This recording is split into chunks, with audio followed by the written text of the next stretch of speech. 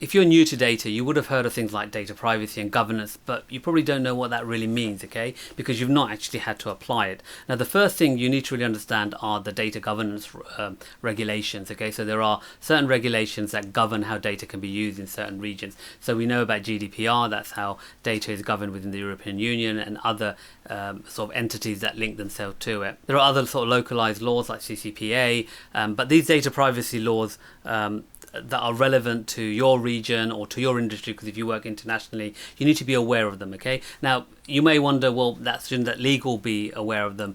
Yes, legal will be aware of them, but don't forget you're the one that will be using and utilizing that data. And if you do something that contravenes one of these regulations and it's found out, and it will be found out, then your business could be in a lot of trouble.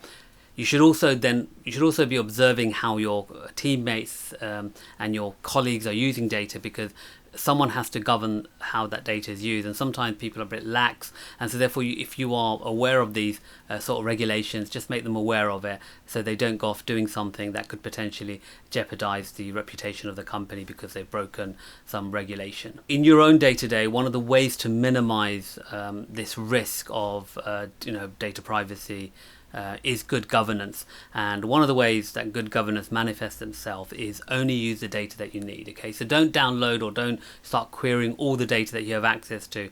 Think about what you're trying to do, what kind of analysis you're trying to do, and then just only use the data set that's necessary for that analysis. And like I said, you should really be an advocate for the use of ethical data, okay? Because if you as a data analyst aren't advocating the ethical use of data, who in the business is going to be doing that? Now, you may seem like a pain by pointing certain things out, but actually the business will thank you in the long term, because you minimize their risk or their exposure to risk of being sued because they broke some law or some regulation.